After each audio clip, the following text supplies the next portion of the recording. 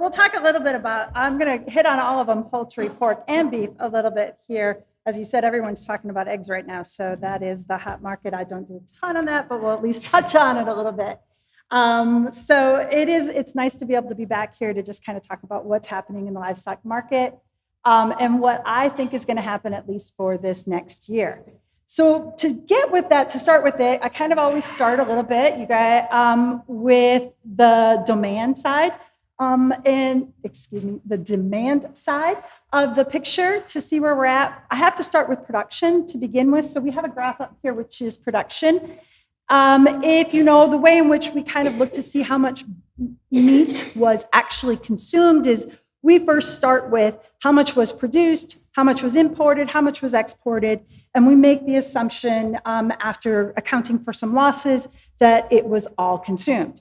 So when we look at this, we see that our total meat supply, so this is all the combinations of beef, lamb and veal, pork, turkey, all together, we were up just basically this consistent at 0.62% over 21.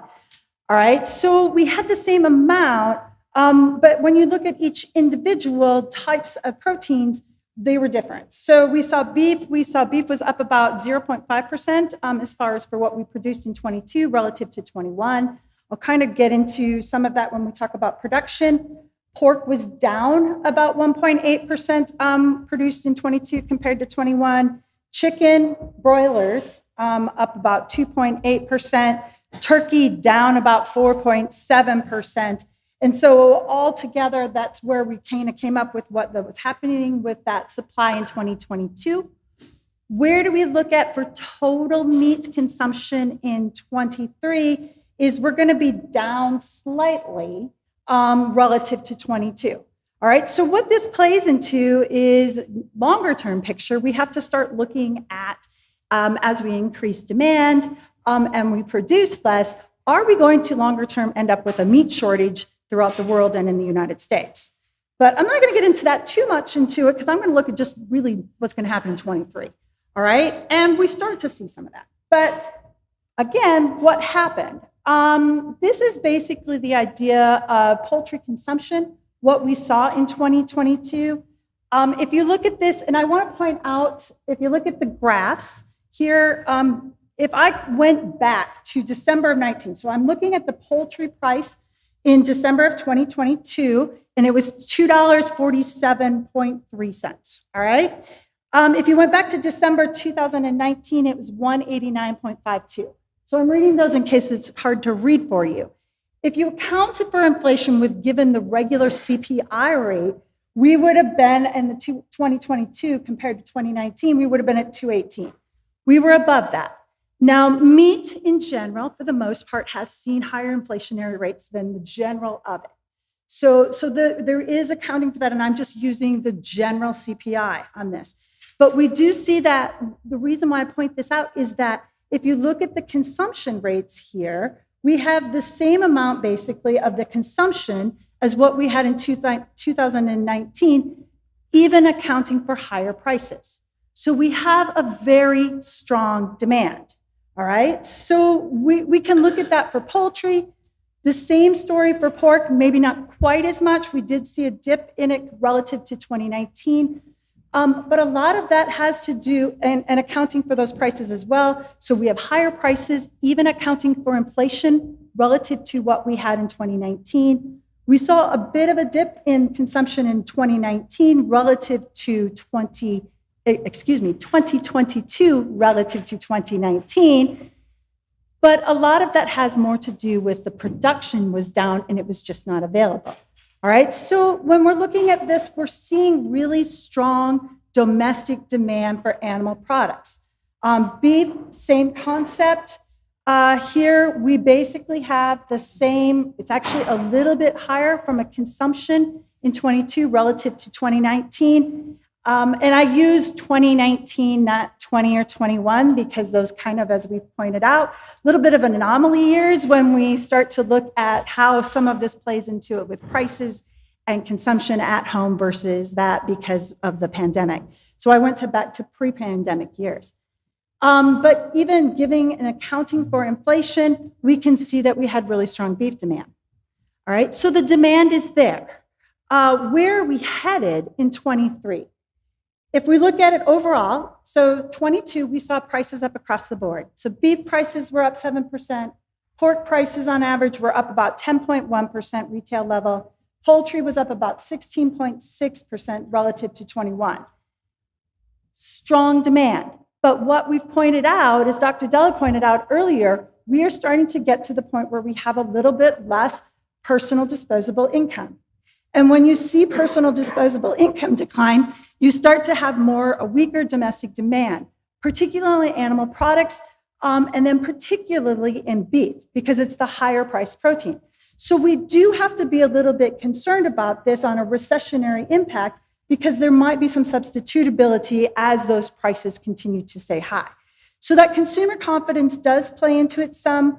Again, looking at where your domestic demand is going to be, I would say from that, when I get into production, I'm looking at 2023 retail prices are going to be comparable to stable to slightly higher depending on which product it is, all right? So strong demand, I think, will be there. It might play a little bit into what happens with recession, if we have recession. Let's talk about it from briefly on what's happening with exports. Same thing here we saw when we're looking at it. Broilers, 22, basically, we were down about 1% on broilers. Exports relative to 23, I will say we're going to be up. Our exports are going to be up slightly in 23. Turkey, if you know what happened with Turkey, basically we saw exports decline in 22, almost 24% relative to where they were at in 21. The biggest reason for this was avian influenza and the unavailability of product to be able to export. One thing that we're seeing, all right, in all of our markets, all right, particularly poultry and pork, is the less competitiveness of our products because of the high prices. We have a strong US dollar, which is making our products more expensive. So some of these products becomes a bigger impact because there's less differentiation between our products and in other countries. Beef is a little bit different of a story, but it still does have an impact because of that strong value and that strong pricing that we have, and then couple in that with the dollar. So we're seeing some of that in the exports. Some of it, though, also, as I point out with Turkey, simply has to do with the exports were down mostly because of the less availability of the product. When we look at pork exports, again, the basic exchange problem was the exchange rate that we were seeing. And so we were down almost 10% for pork exports in 22 relative to 21. So a big percentage of that was the decline in the exports to Mexico. And again, high ham prices play into some of that. All right, so when we're looking at that, that's a problem. Do I see it in 23 continuing? I don't. I think exports, they're not going to gain. They're going to be down slightly still, but they're going to be mostly stable with where we were at in 22. Beef and veal, we had a record year for exports, so up 5%. If you go back and look at this, I don't know, probably 4 years ago, I think I had something on China because at the time, or maybe I did it in 5, when China started saying we're taking beef, and I was like, oh, there's such a small percentage. Yes, there's potential to grow. I did not expect them to grow as quickly as they did. They are now our 3rd largest export for beef, right? So it's a big market there. If you look at it, China took 19% of beef exports from the United States went to China in 22. So huge growth in that. Japan and South Korea still basically our biggest markets, but it's a growth area in China. So we do need to be concerned very much about what's happening in China and what happens with COVID and if they have any return or so in COVID at that point. But overall, when I'm looking at exports for next year, we're going to see exports of beef down about 13%. The biggest reason is because of the lack of product availability and the decline in production that we're going to see in 23. relative to 22. All right, let's talk about it from the idea of production and output. Poultry, just to let you know, about 51% of meat disappearance. So of all the meat that we eat, 51% of it is a total from poultry. All right. Broiler production, we were up last year. We will expect it to be broiler production up about 2% in 22. When we look at turkey production, we should be up significantly in 23 relative to 22. All right, this is the big thing when we talk about poultry is the impact of the avian influenza. We had avian influenza that typically you see it at one point in the year. We saw multiple hits of avian influenza this year. So a big hit in March, a big hit of it in October, and another influence in where depopulation in December. So when we talk about this has really had a big impact on turkey, as well as laying hens, right? So when we talk about eggs, I'm not going to talk about it, but we see those laying hens down about 6%. The production of those animals, the availability of those laying hens is down about 6%. That's because of the avian influenza. So turkey, assuming we have no increase in the avian influenza and we go back to normal, we should see turkey basically being up, production about 8% over it. Still not levels at 21, so we should be seeing prices just slightly down to where they were at this year, but still maintaining strong prices. Pork, we were down production-wise in 22.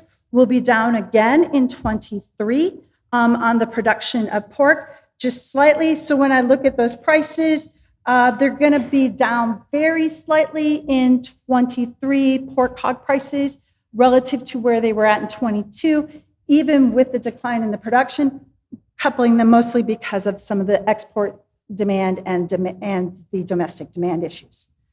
When we look at beef production, as I said in 22, we didn't have that decline in production. But the biggest reason why we didn't have the decline in production is because of the changing nature of the industry right now. And it's not that the industry is changing, but what happened in 22. So we actually had less steers slaughtered in 22 than 21, but we saw heifer slaughter up about 5%, and we saw beef cow slaughter up about 11%. So even though we had less beef from steers, which is typically our biggest, we were able to compensate for that because of the increased heifer production and increased cow production, which came about because of drought.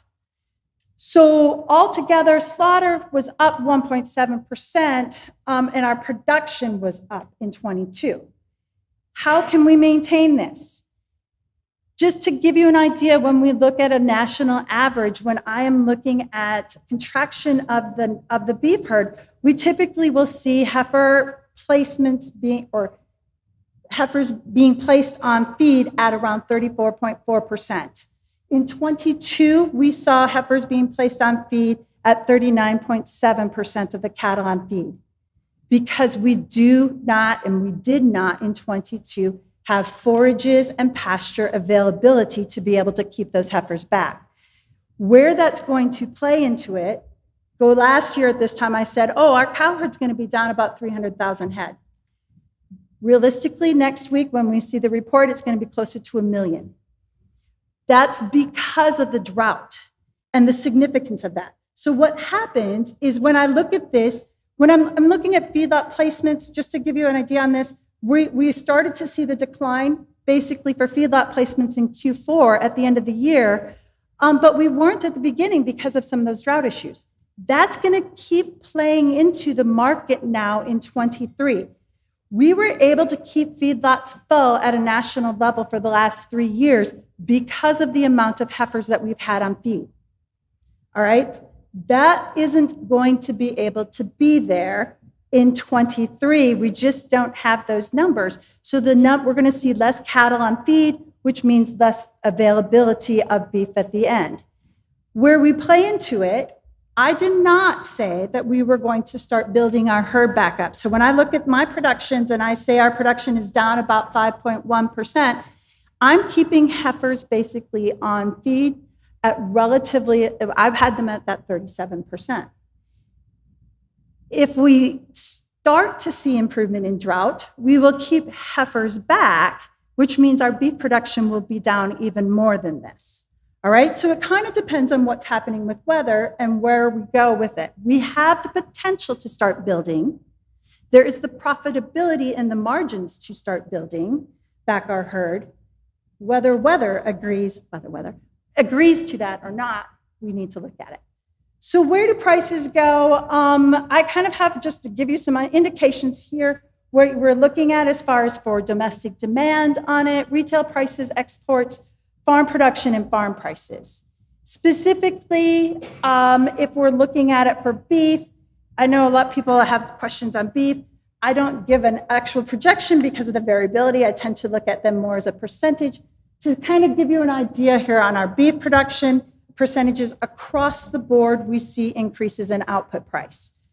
Does that mean that you're going to have profitability? Yes, there is potential for profitability in the beef. Unfortunately, it doesn't necessarily mean that it went up as much because of the high input costs that we have.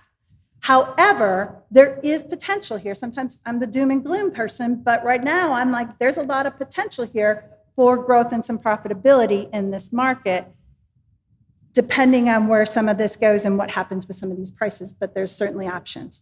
Where we have to look at it, again, recession, value of the dollar, because all that plays into our demand side, whether or not we end up with avian influenza or any African swine fever, anything like that, and then basically weather. I know.